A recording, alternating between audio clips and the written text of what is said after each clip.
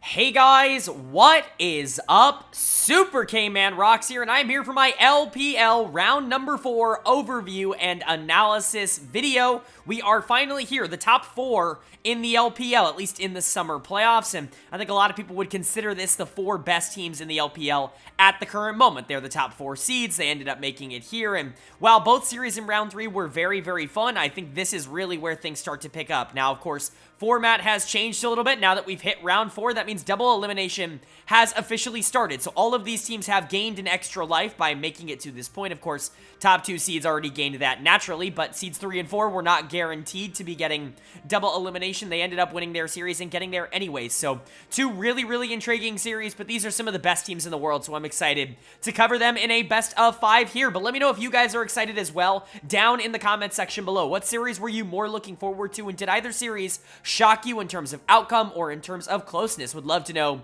you guys' thoughts and opinions on all that. But of course, without further ado, let's jump right into it. If you are new here, what we do on this channel is we go game by game in each series, talking about the advantages and the disadvantages that each team was able to generate. I will talk about a player of the game and a dud of the game at the end of each game, and then at the end of each series, I'll be giving a player of the series. By the end of the video, we're going to go ahead and go over the 2 matchups that we know we're going to be getting in the next round, but either winners finals and then, losers, third, fourth place match, if you will. And so definitely going to be interesting here, but let's go ahead and jump right into the analysis. I'm very, very excited to get into these 2 series, and we get to kick it off with our number 1 seed in the regular season making their playoff debut here in summer. It's the number 1 seeded Bilibili Gaming taking on the number 4 seeded Top Esports, and I'm really excited about this series. I actually think these 2 teams match up very interestingly against each other in this matchup in particular. Obviously, BLG has been relatively unstoppable over the course of this split. Up until this point, they went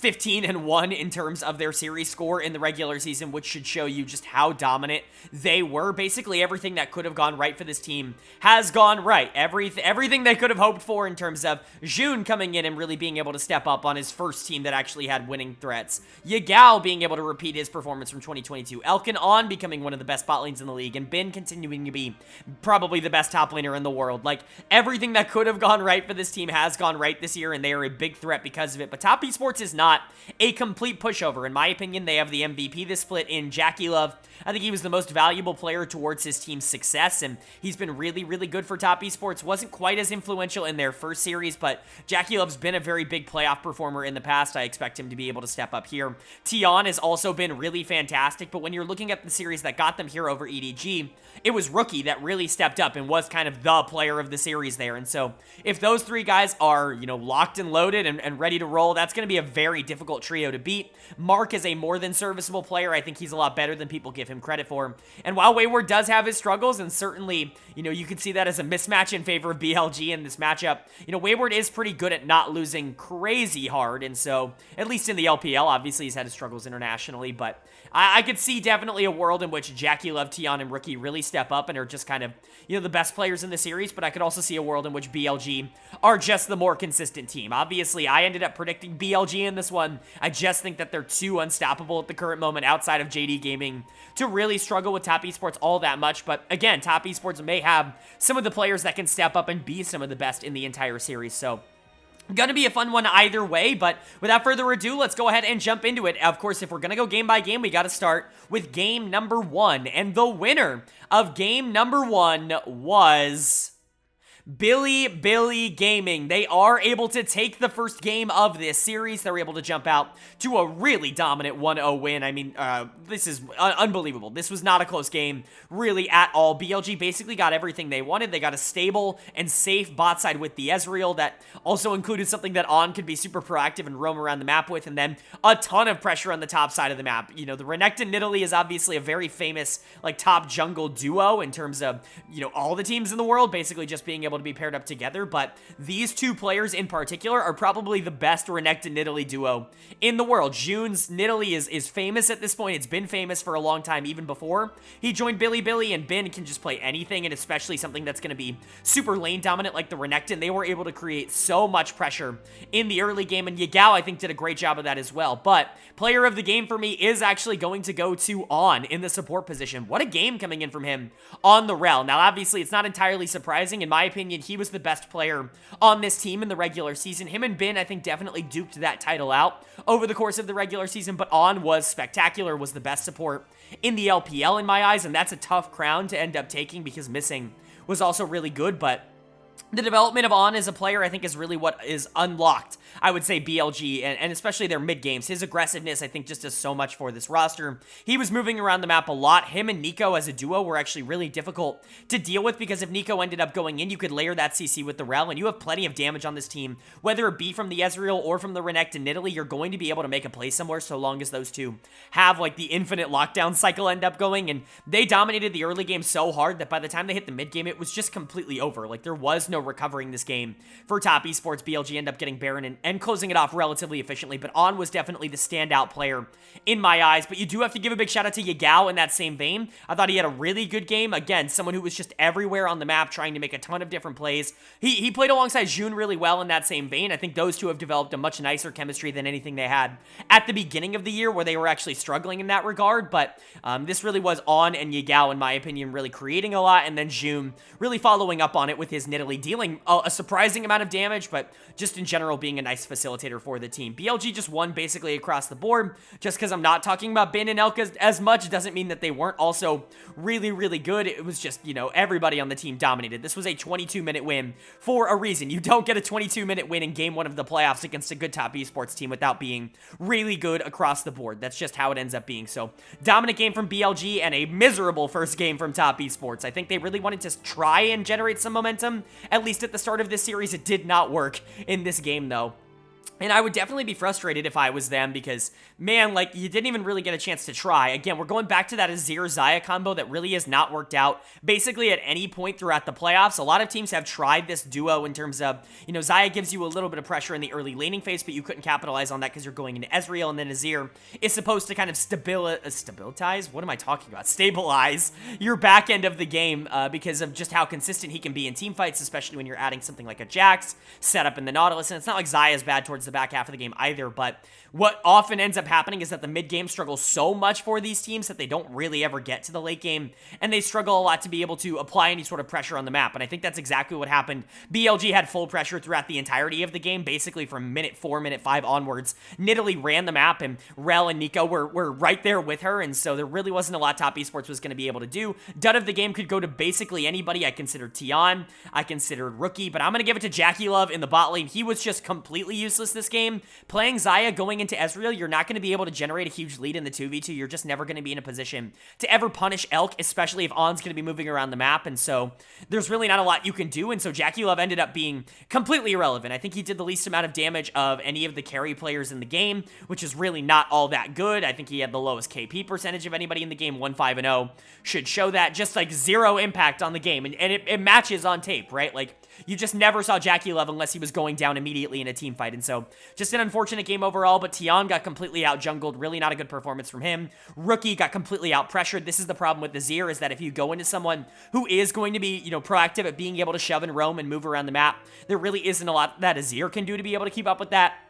Ironically enough, I think Wayward was the best player for Top Esports in this game. He was actively trying to trade with the Renekton, and there were moments where the Jax was dealing damage, but he really just didn't have a lot of support from the rest of the team, so there really wasn't a lot he could do. This was a stomp. I mean, this was an absolute slaughter, and Top Esports is going to need to just forget about it and try and bounce back, because mentally, like, I can see this could take a lot out of them. But for BLG, this is basically the perfect way to start your playoffs. This is a dominant victory, and if they play like this the rest of the series, it is not going to be a close one. But is Top Esports going to be able to pull it back and tie it up at 1 apiece, or is Bilibili going to take a commanding 2-0 series lead after this dominant game 1? Well, the winner of game number 2 was Top Esports. They are able to take game number 2 in this series. They tie it up at 1 apiece, and that's a sentence I've said a lot over the course of the LPL playoffs. I'm sure you guys will correct me if I'm wrong, but I'm pretty sure I'm not. I think every series in the LPL has started 1-1 so far, which is insane. In round 1, in round 2, in round 3, and so far in round 4, every single series has started 1-1, which is just kind of a weird thing. Like, nobody's been able to get a 2-0 lead. Pretty insane from the LPL, but Top Esports is going to be able to take this game to the second game of the series and tie the series up. And if game 1 was dominant, game 2 was also dominant, just for the other team. So really good stuff from Top Esports. BLG still did have some relative pressure in the early game, but it was almost completely irrelevant compared to what TES was going to do basically from minute 7 onwards. Really good stuff from them. Player of the game was basically a no-brainer for me. This one's going to go to Rookie in the mid lane. Really great performance coming out from him on the Jason. He's really been like the anchor, the rock for this team in the postseason so far. He has been the best player on Top Esports, and I'm not going to say that I'm surprised because it's Rookie and, you know, he's legendary and we know how good Rookie has been over the course of his entire career, especially in big moments, but Rookie was the weak link of this team in the regular season, in my opinion. He was the one consistently losing pressure in their losses, and I think that it's just shocking to see how good he has been in the playoffs against some really good mid laners. Fofo,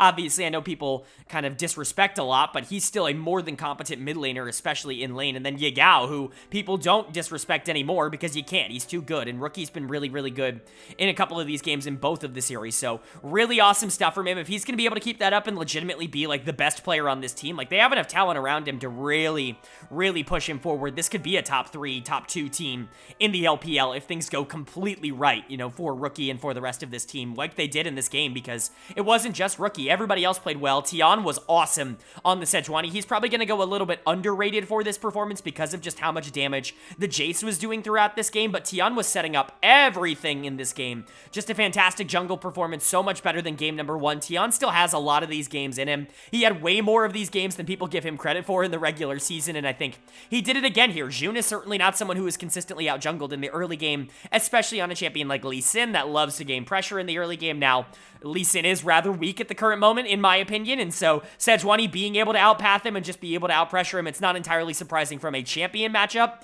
but Tian, I think, played it really, really well. Wayward had another really good game. He's been really good through the first 2 games of the series. He was probably the best player on Top Esports in game 1, and, you know, he was really solid on the Cassante in game 2, was definitely more pressure in the top lane than Bin, and I know you can talk about potentially like Cassante being a Giga broken champion, but how many players have we seen play Cassante and not have pressure this year? A lot. Wayward genuinely just had a good game. Jackie Love and Mark were probably the least important part of the team, and that's 100% fine. Mark was still active on the map on the Nautilus, and Jackie Love was dealing damage more towards the back half of the game on the Varus. A lot of it was poke, but you pair like the Varus and the Jace in terms of zone control around objectives, and you add like Cassante, Nautilus, Sejuani as full engage. Like, that's a very difficult comp to end up playing into, especially if the Varus is going to be doing consistent damage over the course of a team fight. And so really good stuff from Top Esports. They executed their comp well, and I think they just played well in general. And then for Bilibili, one of their worst losses in a while. Like, they really don't drop games all that frequently, and they certainly don't get blown out quite like they did in this game. This was not a very good game from them. They lost a ton of pressure early on and just never recovered. And I think you could blame a lot of the players for it. I'm very similar to what I talked about with Top Esports in game 1. I'm going to give dud of the series, or dud of the game, I should say, to Elk in the bot lane, because it really did feel like he had the least amount of an impact on the game. The Aphelios was just completely irrelevant, got out-pressured in the early game by the Varus, which is supposed to happen. I'm not going to blame Elk for that, but never recovered. Like, was not dealing damage in team fights, was not being a part of proactive plays, and this is what you picked on R5. You opted into this, and so I don't really like it. I don't think it looked all that good coming in from Elk, and this is one of his, like, less impressive performances in a while. I think On also played relatively poorly on the Rel. Couple of engages coming in here or there, but it's really hard to play this champion when you are losing basically everywhere on the map. Those engages that everybody calls like brain dead easy become a lot more difficult when none of the engages that you go for end up actually setting up any of your damage. And remember, a lot of your damage in this comp is just Aphelios. You're looking at Renekton, Lee Sin, Annie as a top side. None of those are going to be able to carry you in terms of damage in a team fight. You're relying on Elk on this Aphelios, and he was just too far behind at that point to ever really be in a position to team fight.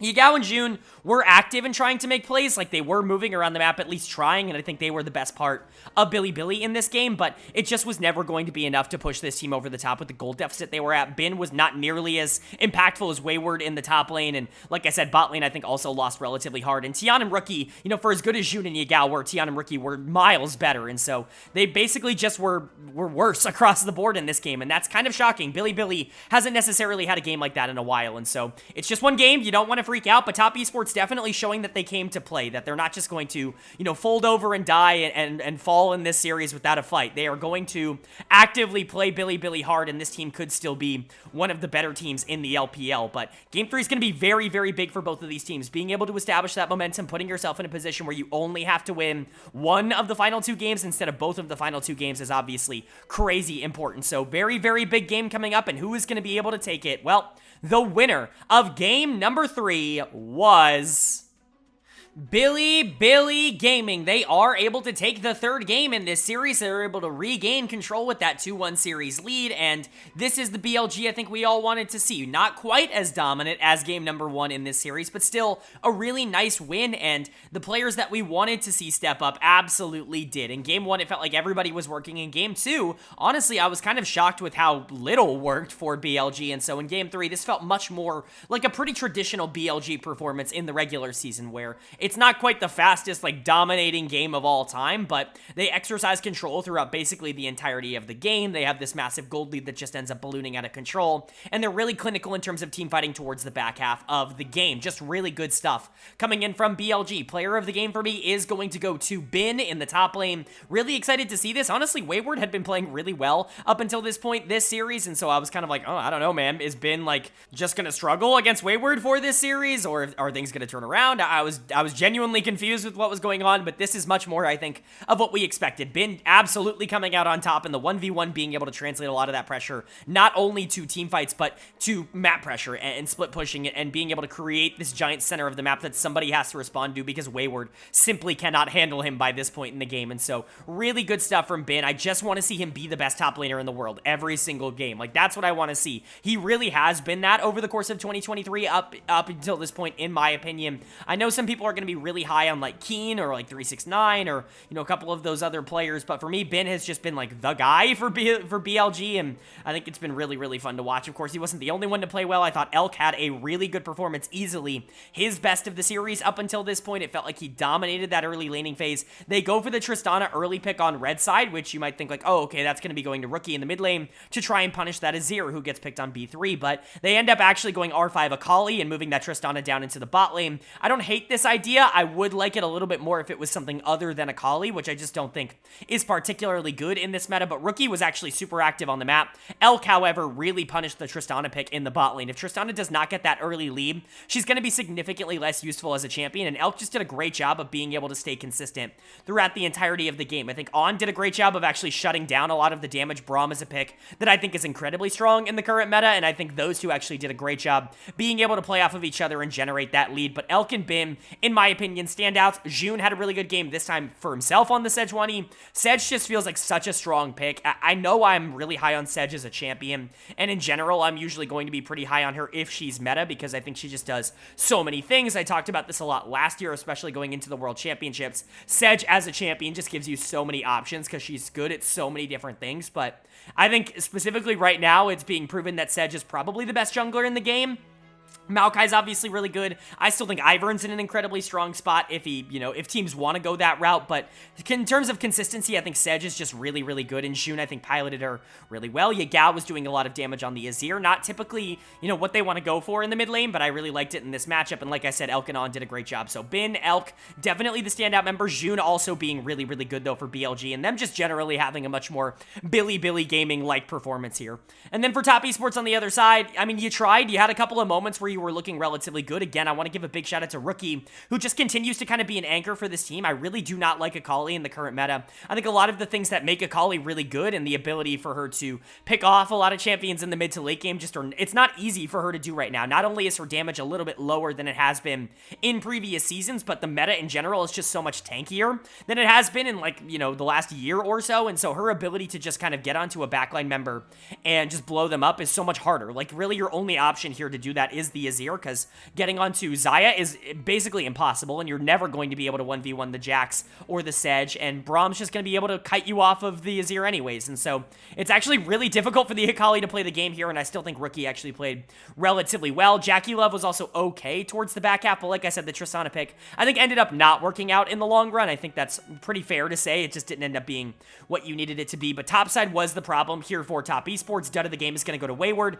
Like I said, he was actually playing pretty well up until this point. point in the series, but just couldn't quite hang on against Bin when he finally got that Jax in this series. I think that's okay. Like, you know, you're going to have a bad game every once in a while. We thought this was going to be majorly in favor of Bilibili in this series. So, you know, to see Wayward at least play well in 2 games, I think is a positive, but not necessarily a great performance here on the Cassante. Just got run off in the laning phase and couldn't even really match the Jax towards the back half, which necessitated a lot of more pressure coming in from other members of Top Esports to even try and stop what Bin was doing, which just made Jax the most powerful champion in the game in terms of the impact that he ended up having. But Tian was also not particularly good on the Maokai, got out-jungled in the early game, and then when he tried to make plays in the mid-game, just got, you know, out-pathed. Honestly, Jun did a really good job of tracking Tian, I would say, throughout a lot of this game, and so a lot of the plays he did want to go for just weren't available to him. Mark was whatever, like, honestly, not all that bad of a game on the Nautilus, a couple of good engages, but really not all that much you can do into Xayah, Braum, and Sejuani, and Jax, and, like, a lot of these champions, again, that are going to be very difficult to, like, full engage onto. So for top, you know, definitely a disappointing performance, but this is, I think, more of what we expected in terms of Top Esports versus Bilibili.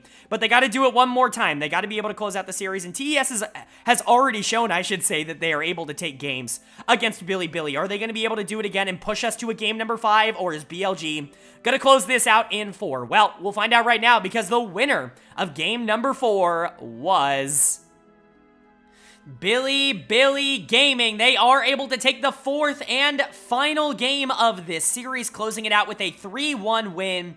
And this is the BLG that we wanted to see. First of all, what a banger. If you want to talk about the best playoff game up until this point this year, this is it. Game number 4. If you have not watched this game, go watch it. An absolute bloodbath, a back and forth affair between 2 very good teams that absolutely did not want to give up. This was an AD carry duel between Elk and Jackie Love, where both of them were playing so out of their minds. It was actually insane. I got to give a lot of credit to both sides of the map here, because I just think both of them were so great. Both, you know, all 10 players played really well, but Elk and Jackie Love were definitely the 2 big standouts.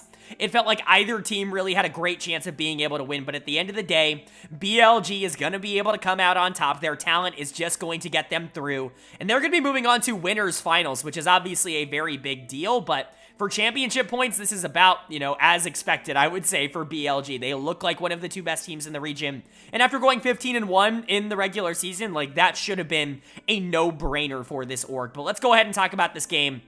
Player of the game, for me, is going to go to Elk. I would say this is a no-brainer because of just how well Elk played towards the back half of this game, but he was not the only member of this team to play absolutely out of their minds. On was sensational on this Alistair, and actually, On's going to get player of the series for me, for the series as a whole. In these 4 games, I feel like On was definitely the most impactful member of Bilibili, and he's going to be the big member that ends up getting that player of the series for me, but I would be remiss not to give player of the game to Elk in this one, just for how amazing his team fighting was towards the back half. You would think that in a Xayah versus Kai'Sa matchup that the Kai'Sa would have a little bit more of an oomph to her moves and her abilities towards the back half of the game. Like, she's going to be able to create a lot of the pressure that should be there. Not that Xayah can't late game hyper carry, but rather that Kai'Sa is just that champion right now. She's the best ADC in the game.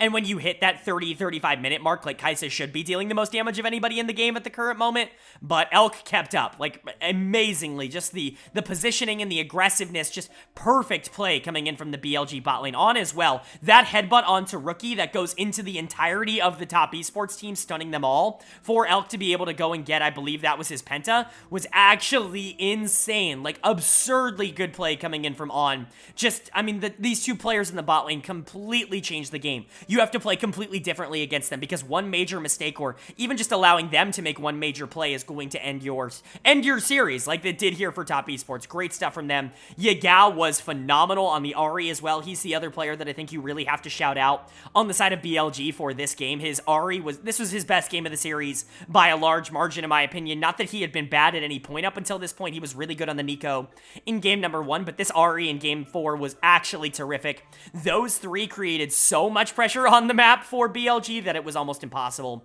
for TES to be able to answer. Bin and Jun were also good. Jun in particular, I do think, created a lot, but when you're looking at the superstars that are going to grab grab a lot of the headlines and a lot of the highlights from this game, it's definitely a Gal, Elk, and On, which is super impressive. And then, unfortunately for Top Esports, this is the end of your upper bracket run. Of course, now that we've gotten into the top 4, they're not eliminated from the playoffs. They're going to be moving down to the losers bracket, which was kind of expected, I think, from this team. But man, did they put up a fight in game number 4. They tried their absolute best to end up taking this. Jackie Love, like I said earlier, was absolutely phenomenal. I would say that he was 1v4ing, but I don't think that's entirely fair to the rest of his teammates who were playing well. I just think that Jackie Love was playing so much better than almost anybody else in the entire game that it was very, very close. His aggressiveness almost single-handedly won TES this game here, and you got to give him a lot of credit. This was an MVP caliber performance. This justified me giving him that MVP, even if he hasn't been perfect up until this point in the playoffs. I thought Mark did a fantastic job this game of trying to set things up. However, was a little bit unfortunate in that final team fight, and then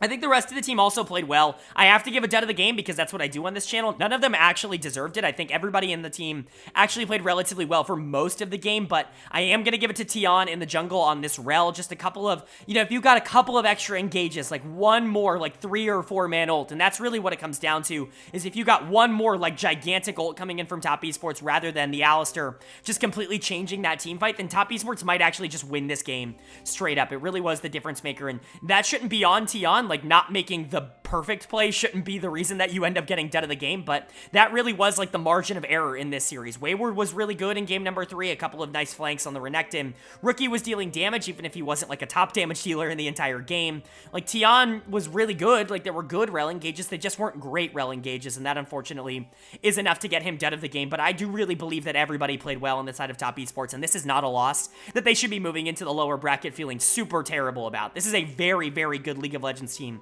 and unfortunately, they just ran into one of the best League of Legends teams in the entire world at the current moment. Top Esports is definitely going to be an interesting team to see if they end up getting into that top 3, and you never know. These two teams absolutely could meet again in the playoffs if things end up going that way, but really nice win for BLG. They're going to be very excited to move on to winners finals. They are one series away from their second LPL finals in a row, and for an org that, at one point in time felt cursed, not only in the playoffs, but just in general, this is probably the most fantastic 2023 you could ask for. But now that we've got our first series of round 4 out of the way, it's time to jump into our second series, and this one is also an incredibly interesting matchup. Of course, all 4 teams left alive are really good. We already talked about that with the 2 previous ones, but it's not like there's any downgrade in quality moving into this second series, because we've got a matchup between the number 2 seeded JD Gaming and the number 3 seeded LNG Esports. Really excited to see these 2 teams in particular go head-to-head. Of course, the broadcast's MVP and my MVP in spring on LNG side in Scout, and then the team that everybody has considered the best in the world for pretty much all of the year up until this point, JD Gaming on the other side. They just won MSI, and even though they weren't quite as clinical in the regular season as a team like BLG, a lot of their losses were coming to teams that they probably shouldn't have lost to, teams that aren't exactly, upper echelon teams. They have beaten everybody that is left still in the playoffs, and so it's not like they are in a position where they're going to be considered underdogs in basically any fashion, but I think this matchup in particular is very interesting. LNG is crazy top-heavy, but JDG is one of the few teams in the league that I think can match that top-heaviness in terms of their best players, right?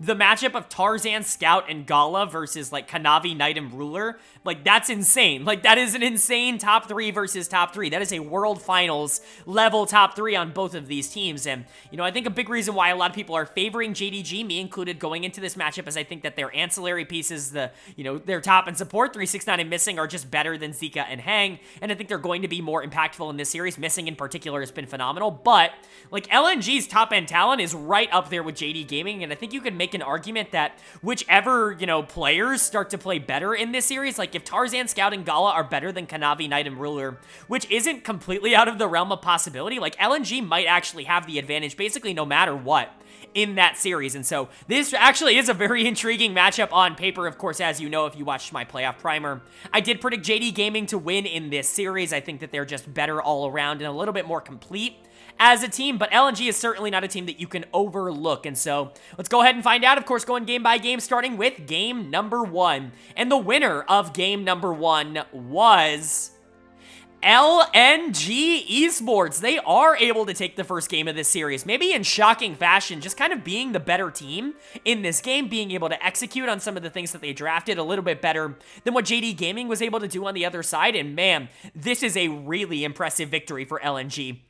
I don't think a lot of people saw them being able to, at the very least, take the first game of the series, but their stars stepped up. When you look at the big difference makers in this game, in my opinion, the roles that you have to look at are mid and jungle. This was super mid-jungle favored for LNG, and I think that that is a major avenue, like I said in the preview, for their success in this series. Player of the game for me is going to go to Scout in the mid lane. Fantastic LeBlanc performance from him. Obviously, LeBlanc is a strong champion. I don't know if it's as strong as some people are giving it credit for. I still think I would favor Tristana and Jace in terms of individual power in the mid lane, but LeBlanc probably comes in at a close third place in that list for me, and Scout made it look crazy broken in this game, just being able to generate early pressure in the lane phase and then just dominate the late game team fights. I mean, this was an MVP caliber performance from Scout, and he's had some question marks about whether or not he's going to step up super consistently over the course of his playoffs, because he's not necessarily been great for LNG in terms of the playoff resume. Spring was definitely a little bit of a problem for this team for a lot of different reasons, but he's been awesome so far, was great against Weibo, and it's not like Scout is a non-playoff performer. The dude's a world champion, and so we know he can step up when the games matter more, and he was awesome in this first game of the series. Honestly, just kind of outplaying Knight in the mid lane, which is not an easy thing to do, and then Tarzan was also really spectacular in this game. I know he's not going to get as much credit as maybe some of the other players on this team for what they did in the regular season, because he did have some bad games. He went through a little bit of a bad stretch and definitely got called out for it by a lot of fans. Obviously, notoriously was walking out of the venue and getting berated by LNG fans for not performing, but Tarzan steps up when it matters the most. He's been awesome in playoff runs for this LNG team, in particular, basically since he joined the org, whether that be in 2021 when this team ended up making Worlds, last year when this team very narrowly missed out on Worlds, and Tarzan was by far the best player on that team in the playoffs and in the regional qualifier, and then this year he's been really good in this run as well, and so really like Tarzan. Awesome Sejuani game. I've said it for a while, but for my money, this is his best champion as a player, and I think he executed on that. Gala was good, Hang was good, Zika was good, but I actually think their counterparts were also really good on that side of the map. Really where you're finding the big difference, in my opinion, for LNG is Tarzan and Scout in the mid lane, and that's about exactly what you wanted to hear. They are the players that LNG brought in specifically for the purpose of being able to go up against some of the top teams in the entire world, and they absolutely did so in game number 1. But for JDG on the other side, just kind of a disappointing start to the series. I think that you probably walked in here saying, we're definitely the better team. We're going to be able to take, quick work of LNG, but actually a really, really good start from LNG, and you weren't actually able to pick up the pace on that. Dud of the game for me is going to go to Kanavi in the jungle. Really poor performance, an uncharacteristically poor performance from Kanavi. He was an MVP finalist for me alongside Scout and, of course, Jackie Love, and so you were really hoping to see him step up in his first playoff series of the summer split, but this was a bad Poppy game in game 1. He lost pressure super early on and basically never tried to make a play again, was consistently on the back foot, not really doing all that much, just not a very good proactive performance coming in from Kanavi, and like I said earlier, Knight was also kind of outplayed on the Jace, at least in game number 1. Now, that's a little bit more excusable because it is Scout on LeBlanc, and so as soon as he was able to generate some gold, it was just really hard to be able to keep up with him, but those two not being able to keep up in pace, that was the only reason that they ended up losing this game, because 369 was relatively strong on the top side. His scoreline doesn't necessarily show it, but a good game from him, a good laning phase, and Ruler and Missing were actually really good in this game, in my opinion. I really don't like the Ezreal Rel lane. I don't think it synergizes all that well. Rel can move around the map and can start to create plays with things like the Poppy and, leave Ezreal on an island, which I think is why you picked that thing in the first place, but I think Rel also wants to engage a lot in the 2v2s, and I just don't think you're ever going to win the 2v2 into Tristana Nautilus in a situation like this, but Ruler and Missing are just good enough where they're able to outplay and create a lot of advantages, create that poke advantage, and so I would say fine stuff, especially coming in from the top and the bot lanes, but jungle mid was a little bit of a problem for this team in the first game, and it's going to be interesting to see if that continues to be something that, plagues this team moving forward, or if they're going to be able to figure it out, because Kanavi's more than good enough as a player to be able to, kind of dominate the rest of this series, even if Tarzan is also really good, and Knight really shouldn't be having bad games, especially back-to-back. He doesn't do that very often, and so for JDG, you are on the back foot, but you still have plenty of tools. It's just game 1. You don't want to overreact, and you don't want to freak out to a loss that, really was preventable. And then for LNG on the other side, this is about the perfect start to this series that you could ask for. If you're able to win game 2 now, putting JDG on the back foot like that would be unbelievable, completely unprecedented, and I think you've really put yourself in a nice spot of only having to win 2 of the final 4 games in this series. But are they going to be able to generate this massive lead and shock JDG, or is JDG going to be able to answer up and continue the trend of 1-1 series? Well, the winner of game number 2 was JD Gaming. They are able to take the second game of this series and, as is LPL tradition, tie up the series at 1 apiece at this point. Really, really good stuff from JDG. They were more clinical in this game, although it was back and forth. There were a couple of mistakes coming in on the side of LNG that JDG did take advantage of and capitalize on, and without those mistakes, I really do think that this game could have gone even longer and been even closer, because really, I mean, both of these teams were playing really, really well a lot of this game, but for JDG, they were able to find their opportunities in some places, and they took advantage. They called their shot, they took it, and they came out on top because of it. I would say a good game overall from them, but still not the overall dominating performance that we kind of know from JDG. Like, honestly, LNG absolutely could have won this game. There was a lot to be said about them, you know, being able to walk out of this with a 2-0 lead, and they were really, really close, but like I said, a couple of major mistakes end up costing them in the end. We'll get to them after, but let's start with our winners in JDG. Player of the game for me is going to go to Ruler in the bot lane. Nice performance coming in from Ruler. He's just hyper consistent. I'm never going to be worried about Ruler as a player, because when you have a player like Ruler, things are just a little bit different. If I had to pick one player for one pivotal like game 5 game that I could definitely have in the world, it's probably Ruler, because he's not going to give me any up and down performance. I don't have to worry about not getting the best version of him. The worst version of him is like a top 380 carry in the world, and the best version of him is like a top 180 carry in the world. He just doesn't have those games, right? He is just so crazy consistent and so crazy good, which is why he's, in my opinion, the greatest AD carry of all time. But I mean, these kinds of performances are absolutely insane. He was so perfect in terms of his positioning on Xayah, his positioning and his ability to capitalize on the aggressive mistakes that LNG were making and not fall victim to some of the over-aggressive engages that LNG were trying to go on. That's the reason they won this game. Like, Ruler really was fantastic, and man, I would just take him over almost anybody in the entire world, and it's just so fun to watch him play League of Legends. But the rest of this team also was good. I thought Missing played really well on the Rel.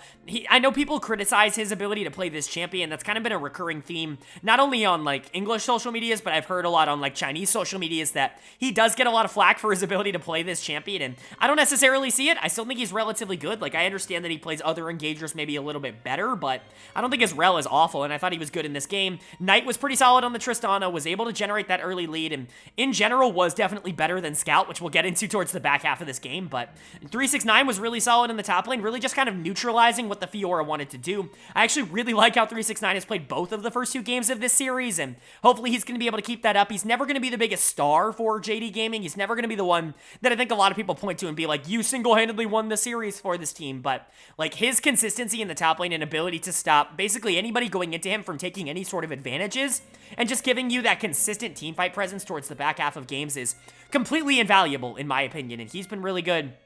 Kanavi made a few mistakes on Ivern, especially in the mid game, where it was just like, I want you to be a little bit more aggressive moving around with that Tristana. I really do believe that Ivern plus Tristana is the strongest mid-jungle duo in the entire game right now for skirmishing in the early game, and I just don't think that Kanavi really wanted to activate that nearly as much as he should, but this really was Ruler dominating in the back half of the game, and I think JDG is going to be happy to be able to pick up the win off of his back, if you will. And then for LNG on the other side of the map, you almost were able to go up 2-0 in this series. This was a crazy close game number 2. And again, without a couple of the mistakes that you ended up making towards the back half of this game, you probably do walk out of this with a 2-0 lead. You were winning at like the 33, 35 minute mark, and you just weren't able to hang on, which is super unfortunate. Dud of the game for me is going to go to Scout in the mid lane. Scout giveth and Scout taketh away. He was actually okay for a lot of this game. He was dealing a lot of damage, but honestly, he was maybe doing a little bit too much in this game, putting himself in positions that he absolutely did not need to do. Because it was AP Maokai, I think he found it, you know, a little bit of his responsibility to be like a primary engage threat with some of those Azir ults towards the back half of the game, and it just put him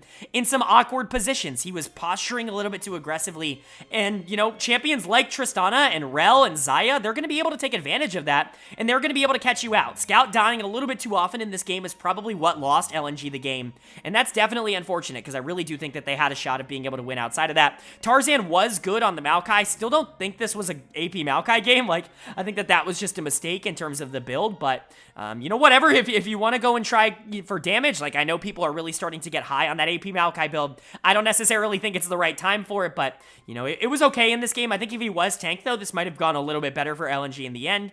Gala was also really good on the Varus, but that's a champion that I just don't really see having the ability to carry in the same way that a lot of the other AD carries do in the current meta, not just like, you know, the Aphelioses and the Jinxes and the Kaisas and whatever, but also Xayah, right, who's just going to have more prio in the late game. Gala's going to be really good, I think, at setting up plays and allowing a player like Scout to be able to take over fights, or even like Zika to take over some fights, but he's never going to be relied upon, I think, to be the primary carry in a situation like this, and unfortunately, you know, his damage was a lot, but it wasn't enough to be able to save the game.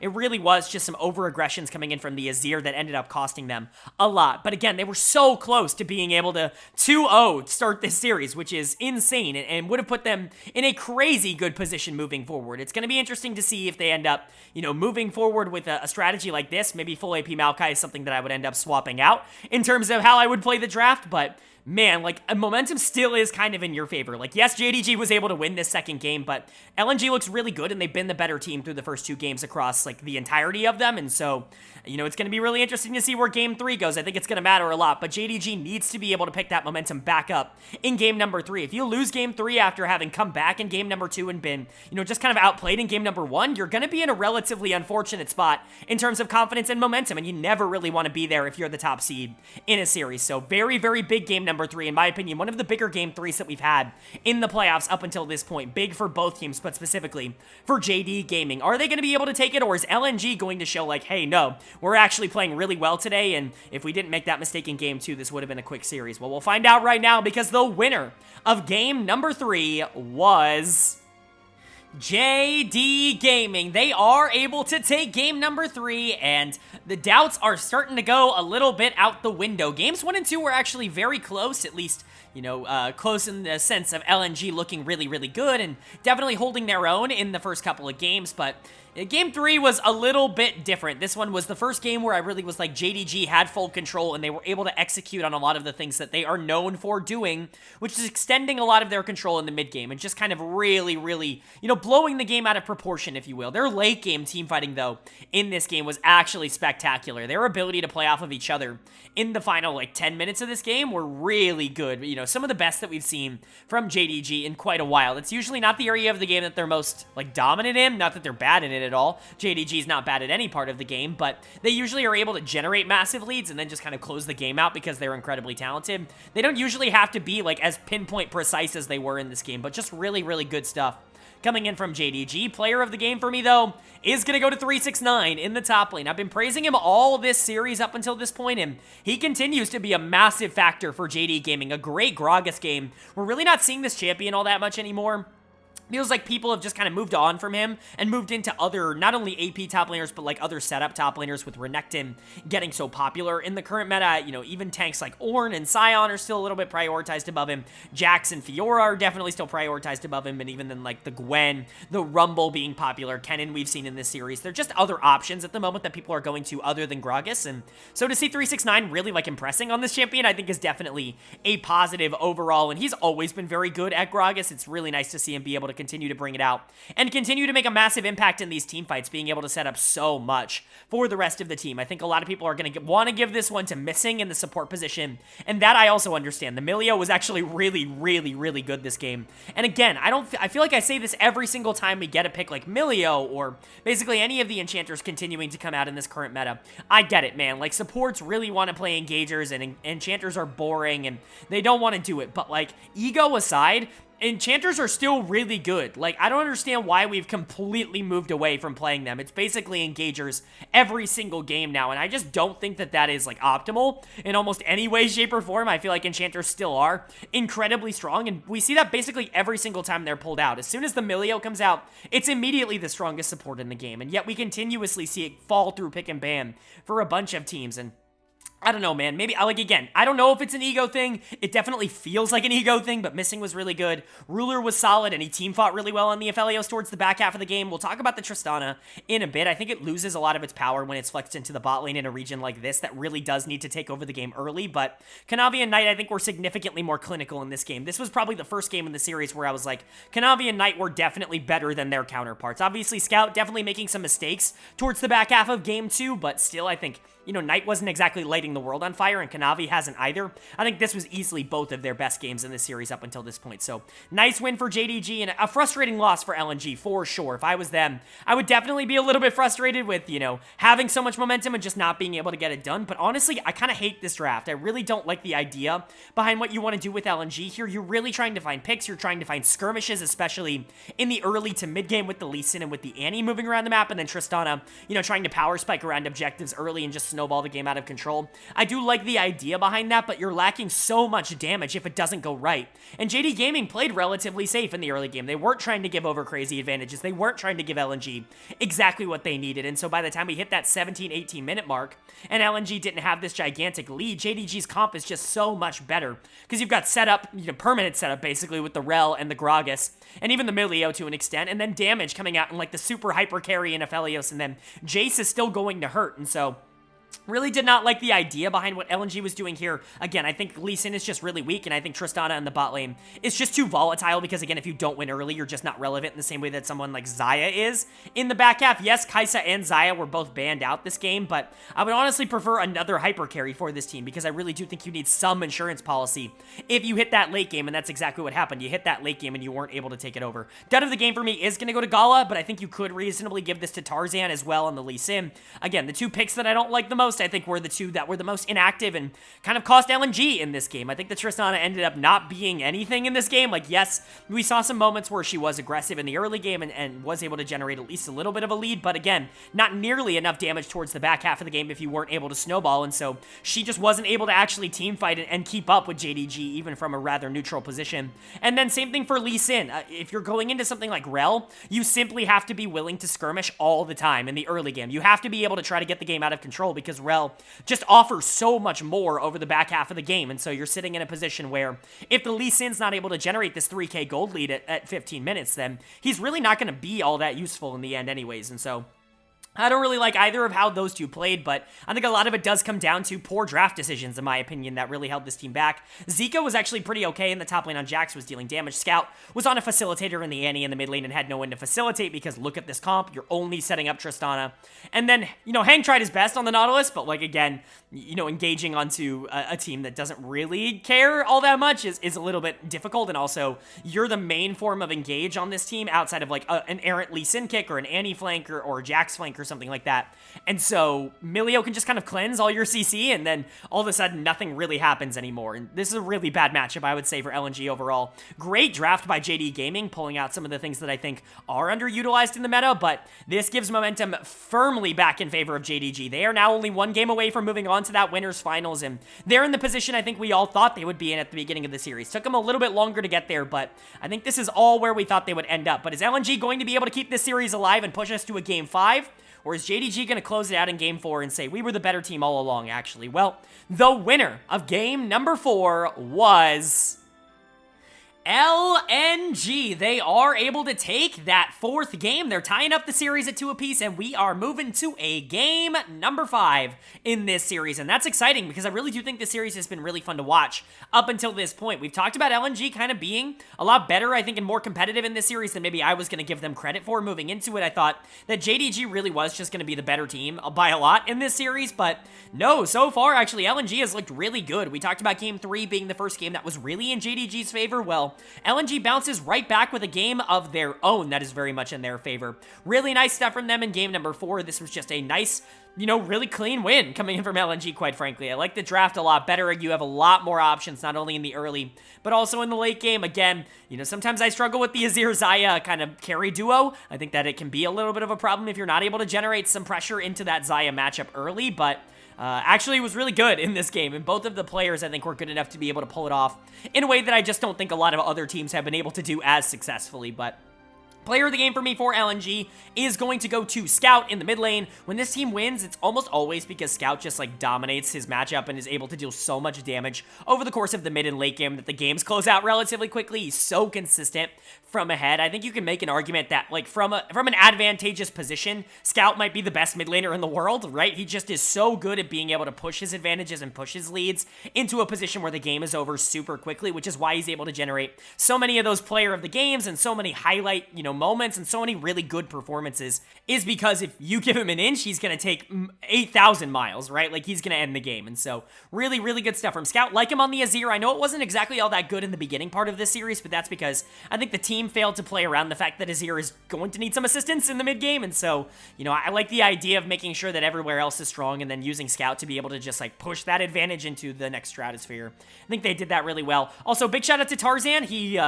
maybe talked with his coach a little bit and adjusted his build. So his tank Maokai this time, which is the right call when you've got Fiora and Azir and Xayah. Like, you've got plenty of damage on this team. You really don't need to build AP Maokai unless you're playing with, like, Jace plus Ashe.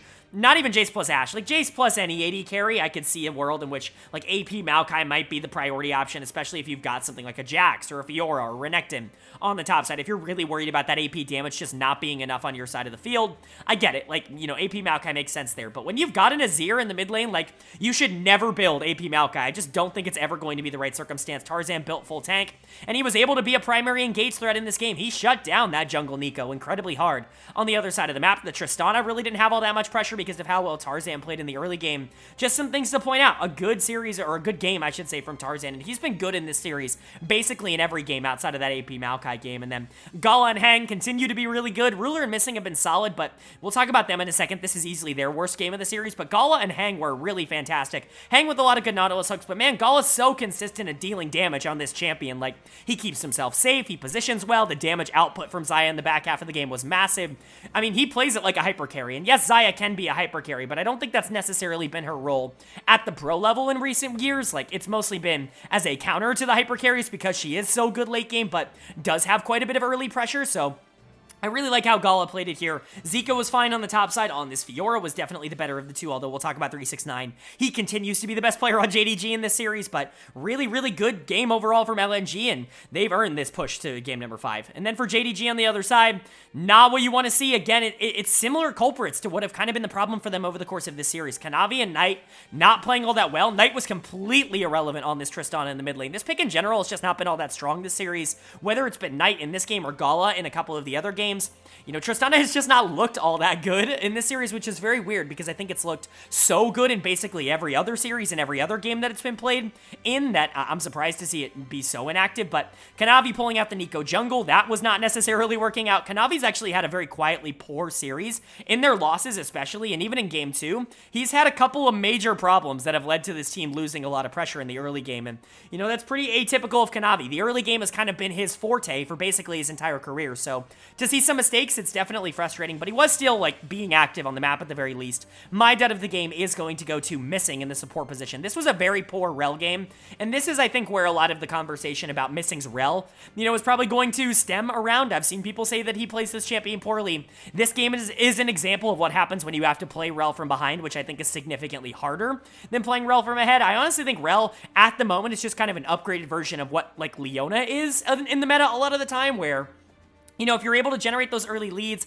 Leona gives you so much pressure and so much consistency in the mid game to be able to skyrocket those leads out of control. But if you have to play her from behind, it's just not nearly as consistent. And we're seeing that with Missing here. So many engages that were just completely bad coming out from this side. I mean, obviously, you could give this to Kanavi. You could give this to Knight. I think both absolutely deserve dud of the game as well. But I'm going to give it to Missing. Like I said earlier, though, 369 doing his best to continue to be the best player on JD Gaming. Actually, a pretty solid Renekton game, was dealing damage in the back half of the game. But by that point, it was just too out of control. There was no way he was going to be able to bring it back. So for JDG now, you're moving into a pivotal game 5, and how disastrous would it be for you to lose your first playoff series after, winning MSI and winning the LPL? Like, a lot of teams want to see, or a lot of people want to see this team go on the golden road, and if you go down to losers bracket so quickly, that's certainly not a good start for that in summer. But for LNG, you've already shown up and shown out in this series. You only need to do it one more time. You've arguably been better across this entire series. You just got to be able to close it out. So are they going to be able to do it? Are they going to push JDG down to lower bracket, or is JDG going to hang on and move LNG down there? Well,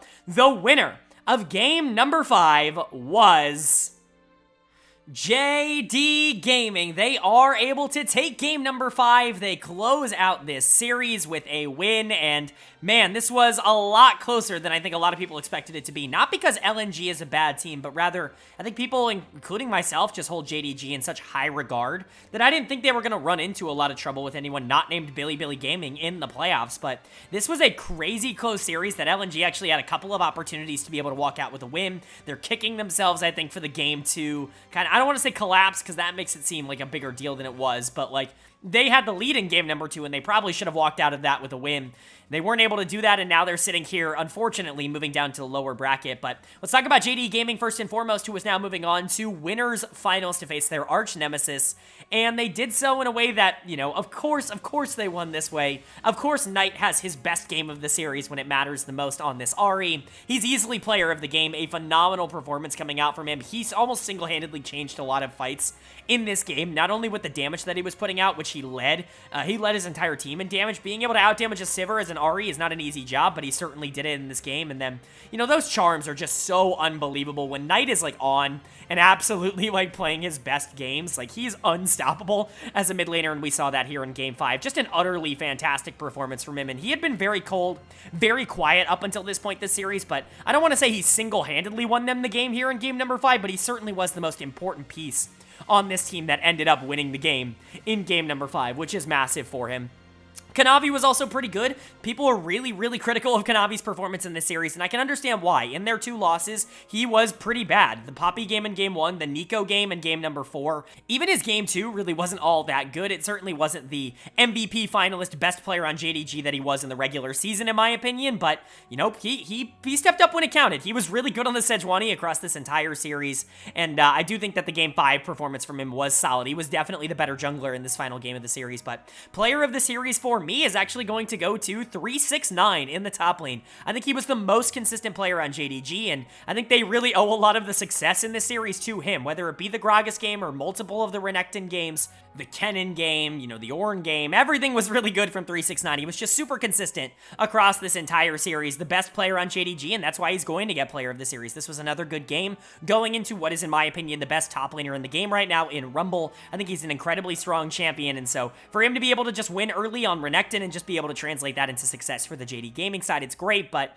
really he's getting this for the other 4 games as well, where he was definitely the best player on JDG before game number 5. Ruler and Missing were still good. Ruler just makes so few mistakes, and while Missing was actually a little bit more up and down than I think he usually is in this series, especially on the Rel in games 3 and 4, there still were quite a bit of positives, and this was a really good game 5 from him on the Renekton. I definitely think, though, when you're walking out of this series, you're a little bit more concerned, I would say, with JDG than you probably were going into the series, not because they were awful or anything, but they just showed some weakness. They showed that some of the inconsistencies that they had in the regular season were not just regular season problems. That's kind of what I attributed a lot of them to, is that this team just didn't take some teams seriously, and they were going to clean everything up and play at their best level when they got into the playoffs. But some of the worrying trends that we saw in the regular season definitely emerged in this series, and that's something to notably look out for. Now, we're getting another Bilibili JD Gaming matchup in the winners finals, which of course I'll preview at the end of this video once we're done with this section, but JDG definitely deserves to be moving on, and, you know, this team still is one of the best in the world, even at their weak point.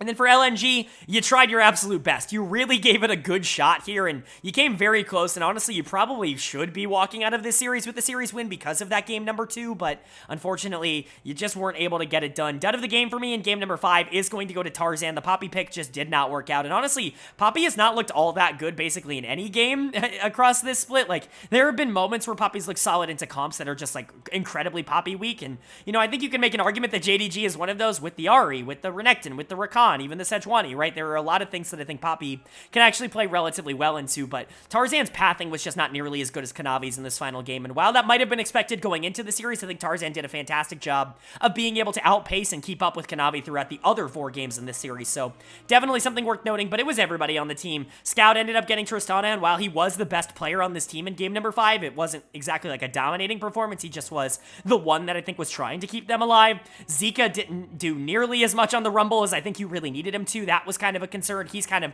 I don't want to say the weak link because that's not fair. He's really not a bad player, but he's certainly the most unproven player on this LNG team for a team that does want to compete for an LPL title. And Gala and Hang were just not in a position where they could carry the game. Ruler and Missing were actually in a decent spot, and the top side of the map was very JDG favored, and so LNG never really got the opportunity to play through their bot lane as much as I think they wanted to in this game, but overall, LNG absolutely tried their best. They were actually pretty close to being able to take this series, and that's something they should be proud of. I don't think they're going to be walking out of this with their head held low, but, you know, now they're in the lower bracket. Their extra life opportunity has now been taken away from them by a really good team, and it's going to be up to them to continue this form, but in the form that they're currently in, this could be a team that absolutely runs into a rematch with JDG down the line. And then for JDG, they're now moving on to winners finals. We're going to preview that in a second, but congratulations to this team. We get the matchup I think we all kind of expected, and they continue to prove they're one of the best teams in the world.